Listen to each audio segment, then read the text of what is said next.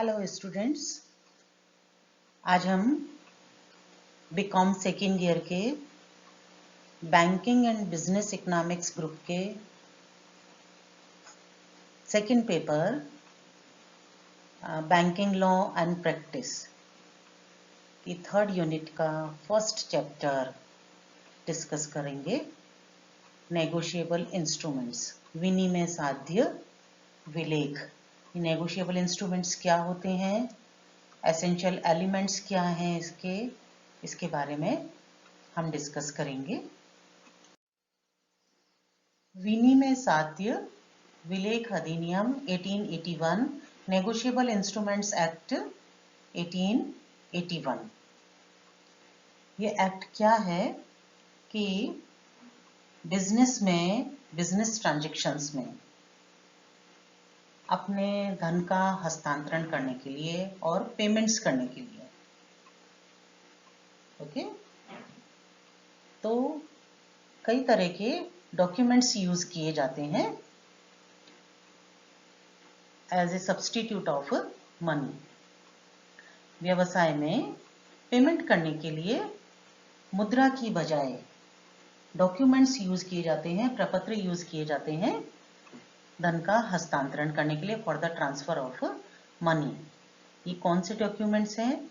जैसे promissory note, bill of exchange and checks.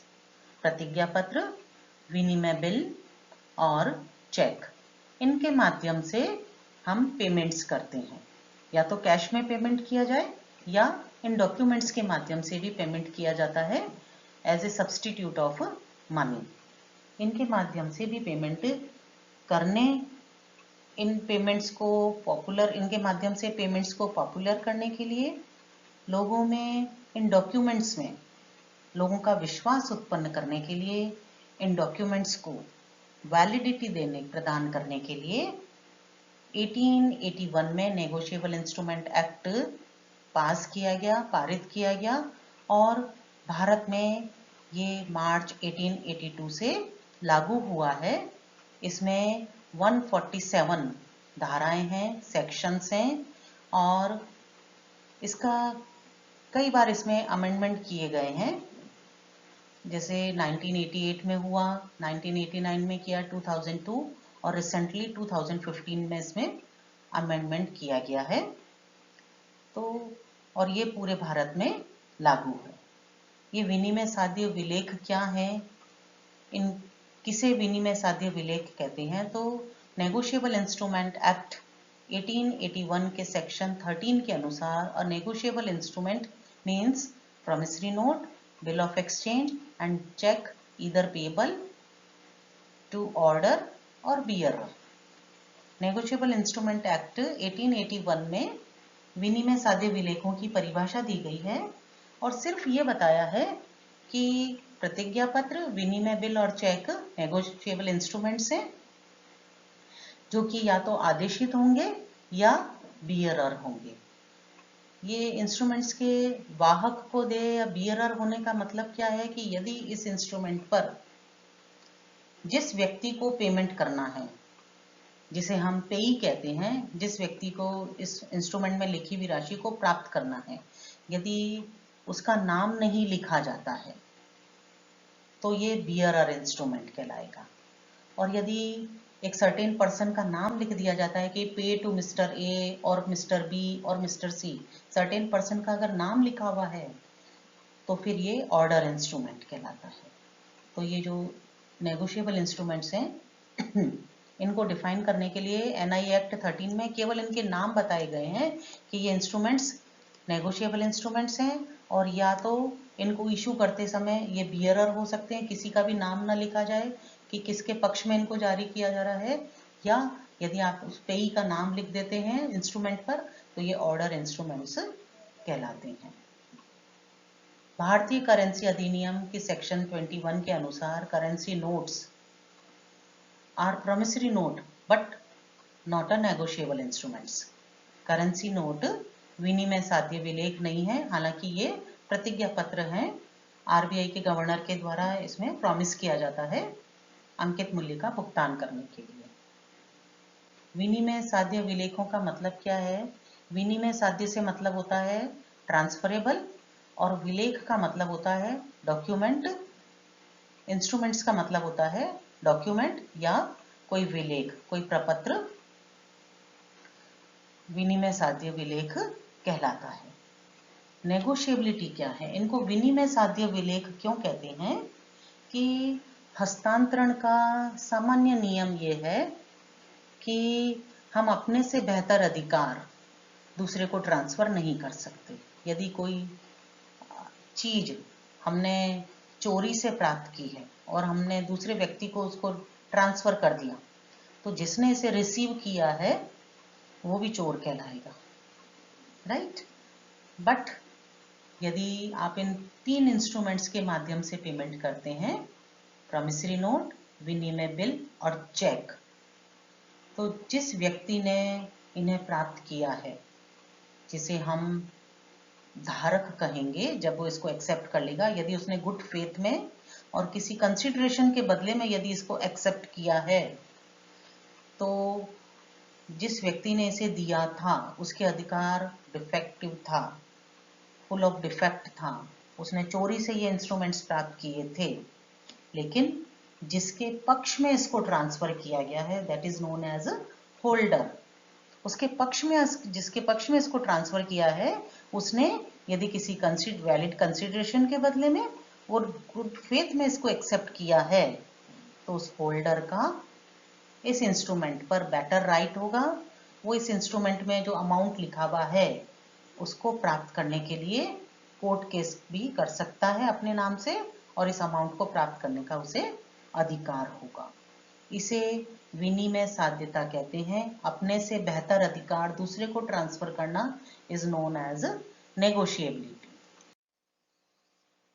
विनिमय साध्य विलेखों की श्रेणियां, कई तरह के विनिमय साध्य विलेख हमारे देश में प्रचलित हैं। 1881 में जब ये एक्ट बना था, उस समय इस एक्ट में केवल 3 इंस्ट्रूमेंट्स को शामिल किया गया था। 3 इंस्ट्रूमेंट्स को ही केवल नेगोशिएबिलिटी दी गई थी। एंड नेगोशिएबिलिटी क्या है? अपने से बेटर राइट दूसरे को ट्रांसफर करना इज नेगोशिएबिलिटी, इज विनिमय साध्यता। ओके, तो ये 3 इंस्ट्रूमेंट्स कौन कौन से थे? Promissory note, bill of exchange and cheque. ये जो 3 इंस्ट्रूमेंट्स थे, जो कि जिनका की उल्लेख नेगोशिएबल इंस्ट्रूमेंट एक्ट 1881 में है, उन्हें नेगोशिएबल इंस्ट्रूमेंट्स बाय स्टैच्यू कहते हैं। उन्हें विधायी या विधान द्वारा विनिमय साध्य विलेख कहते हैं। Which instruments? Which are already mentioned in NI act 1881 like promissory note, bill of exchange and check. These 3 instruments are called instruments by statute. Okay. Second, negotiable instruments. विनिमय साध्य विलेख तो हैं, पर विधायी या विधान द्वारा विनिमय साध्य विलेख नहीं, यानी इनका उल्लेख उस समय में नहीं किया गया था जबकि यह अधिनियम पारित हुआ। बाद में इसमें जब अमेंडमेंट किए गए तो कुछ और इंस्ट्रूमेंट्स को भी नेगोशिएबल इंस्ट्रूमेंट्स माना गया है, जैसे बैंक ड्राफ्ट, एक्सचेकर बिल यानी कि कोषागार विपत्र, सर्कुलर नोट्स जिन्हें कि हम साख पत्र है ये एक प्रकार का, इसे सर्कुलर नोट कहते हैं। Dividend warrant, share warrant, bearer debentures, ये सब भी विनिमय साध्य विलेख हैं, बट ये विधायी या विधान द्वारा विनिमय साध्य विलेख नहीं कहलाते हैं। थर्ड टाइप है क्वासी नेगोशिएबल इंस्ट्रूमेंट्स, यानी अर्ध विनिमय साध्य विलेख। कौन से वाले विनिमय साध्य विलेख? जिन्हें भारत में व्यापार की परंपराओं के अनुसार या प्रयोग के अनुसार, जिनको काम में लिया जाने लगा के अनुसार, जिनको विनिमय साध्य विलेख मान लिया गया है, क्योंकि इनका हस्तांतरण पृष्ठांकन एवं सुपुर्दगी से होता है। लेकिन ये विनिमय साध्य विलेख नहीं है, क्योंकि इनके प्राप्त करने वाले को हस्तांतरणकर्ता से बेहतर अधिकार प्राप्त नहीं होता है। Quasi negotiable instruments by uses or customs which can be transferred by endorsement and delivery, but the transferee does not get better title than that of the transferer. उससे बेहतर अधिकार उसको प्राप्त नहीं होता है। ओके, ये अर्ध विनिमय साध्य विलेख कहलाते हैं। कभी कभी ये नेगोशिएबल की जैसे मान लिए जाते हैं और कभी कभी नहीं माने जाते हैं, इसलिए इन्हें क्वासी नेगोशिएबल इंस्ट्रूमेंट्स कहते हैं। ये कौन कौन से इंस्ट्रूमेंट्स हैं जो कि क्वासी नेगोशिएबल इंस्ट्रूमेंट्स कहलाते हैं? बिल ऑफ लैडिंग, लदान bill, railway receipt, dock warrant जिन्हें हम गोदी वारंट भी कहते हैं, वेयर हाउस रिसिट्स, गोदाम की रसीद, लेटर ऑफ क्रेडिट, साख पत्र, कैरियर रिसिट्स, वाहन रसीद, यानी आप एक जगह से दूसरी जगह जब ये ट्रक्स वगैरह के थ्रू जो माल का हस्तांतरण करते हैं तो उस समय जो रिसिट जारी की जाती है उसे हम कैरियर रिसिट कहते हैं। इन्हें भी कभी कभी, हमेशा नहीं, जरूरी नहीं है कि ये हमेशा ही विनिमय साध्य माने जाए, कभी कभी इन्हें नेगोशिएबल इंस्ट्रूमेंट मान लिया जाता है।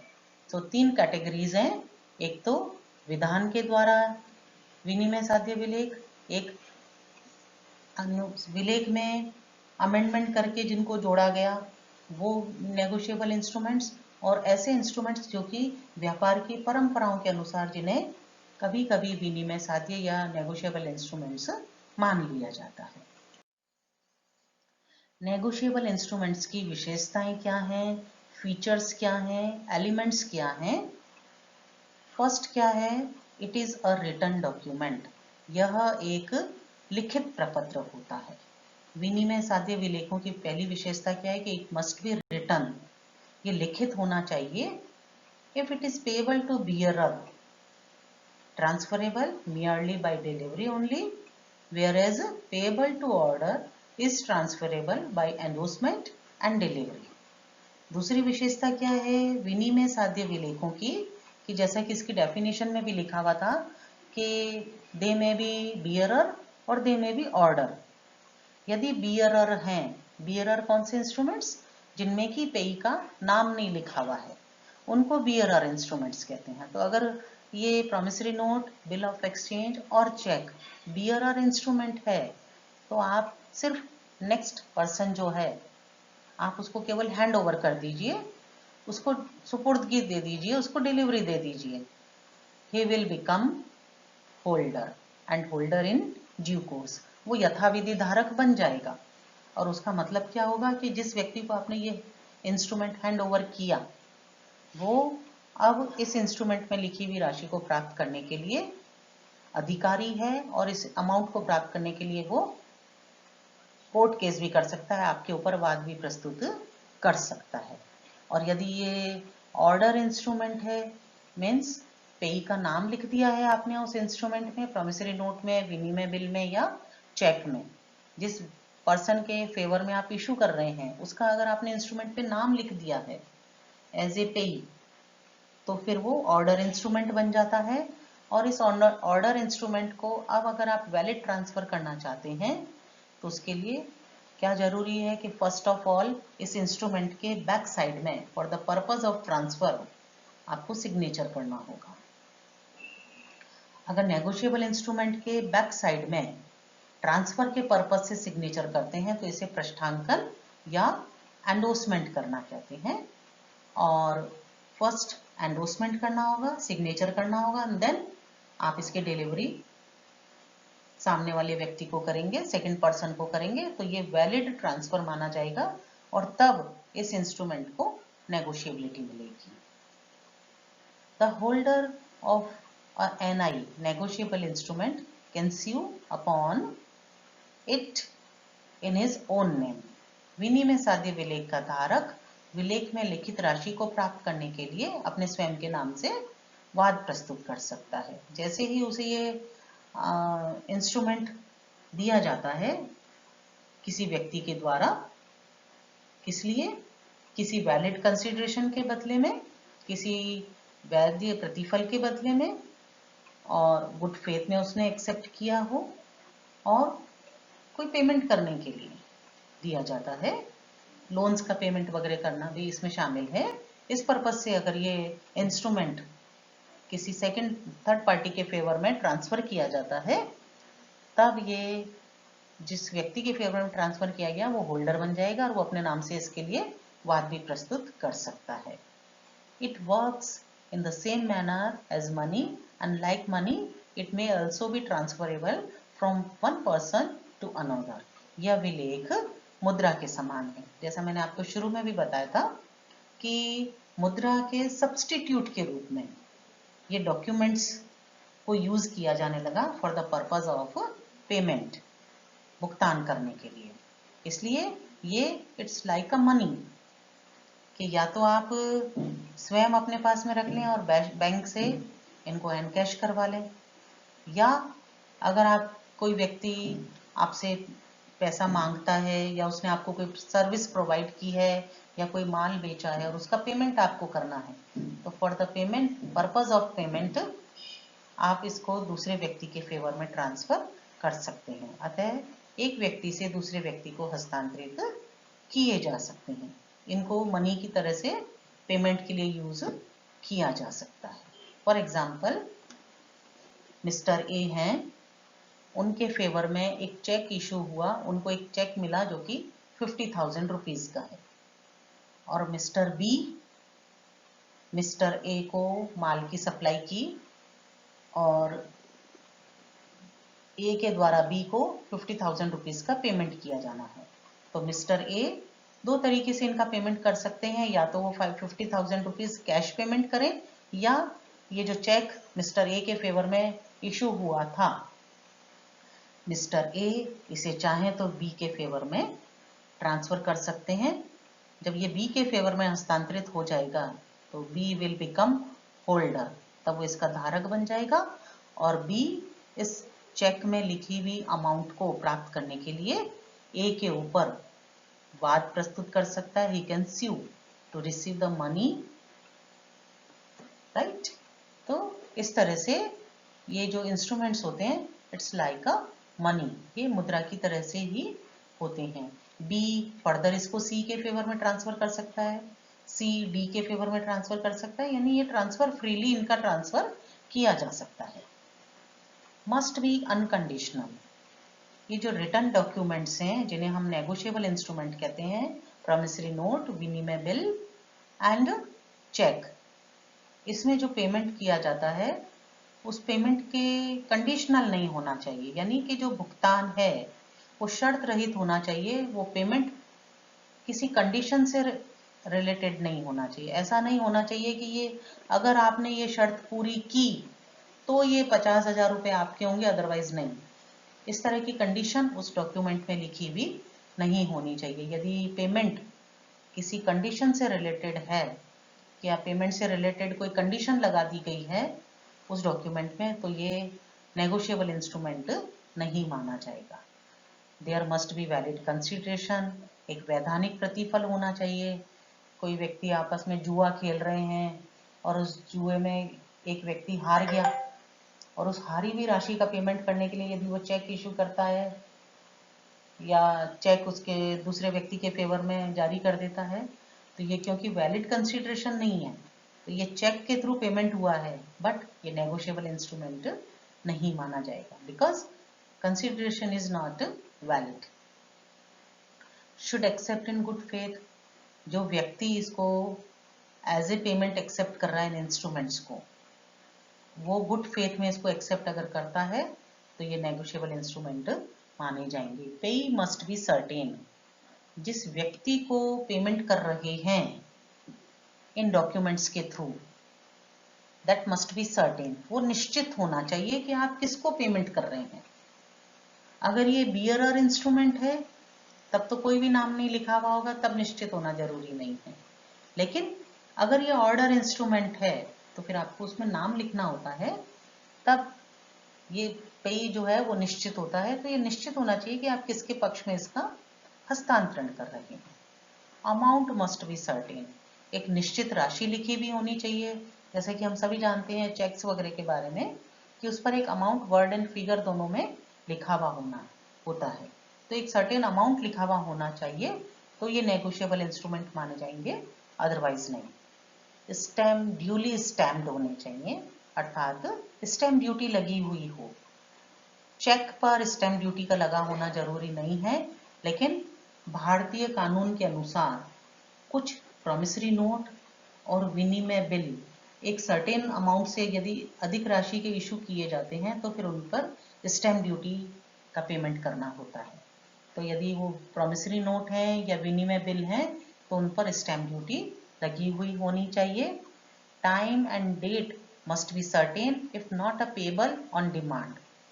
यदि मांग पर देय नहीं है ये तीनों इंस्ट्रूमेंट्स तो फिर समय और तारीख निश्चित होनी चाहिए। ये जो नेगोशिएबल इंस्ट्रूमेंट्स हैं इनका पेमेंट दो प्रकार से किया जा सकता है। एक तो ये हो सकता है कि जब भी जो धारक है, उसका जो होल्डर है, जब भी उसके द्वारा जो ड्रॉअर है जिसने कि ये इशू किए हैं इंस्ट्रूमेंट्स उनके समक्ष प्रस्तुत करेगा, वो तुरंत उसका पेमेंट कर देगा। इसको कहते हैं payable on demand, bill eight site, जैसा कि हाँ आप सभी जानते हैं। तो जब भी प्रस्तुत किया जाएगा उसका पेमेंट करना होगा। एक तो ये होता है, एक ये होता है जैसे चेक है, cheques are payable on demand. जब भी आप बैंक में चेक प्रेजेंट करेंगे बैंक को आपके चेक का पेमेंट करना ही होता है, तो इस पर ये नियम लागू नहीं होता है। लेकिन प्रॉमिसरी नोट और विनिमय बिल दो तरह के होते हैं, बिल एट साइट और एक सर्टेन पीरियड के बाद में उनका पेमेंट भी किया जा सकता है। तो इस तरह से यदि सर्टेन पीरियड के बाद में पेमेंट किया जाना है तो फिर उसमें वो डेट और टाइम निश्चित होना चाहिए कि कितने समय के बाद में इनका पेमेंट किया जाना है। ड्यूली साइंड होने चाहिए। इन तीनों इंस्ट्रूमेंट के नेगोशिएबिलिटी की ये सबसे बड़ी कंडीशन है। ये तब तक नेगोशिएबिलिटी इनको नहीं मिलेगी, तब तक इनको वैलिडिटी नहीं मिलेगी जब तक कि इन पर सिग्नेचर नहीं हो जाते हैं।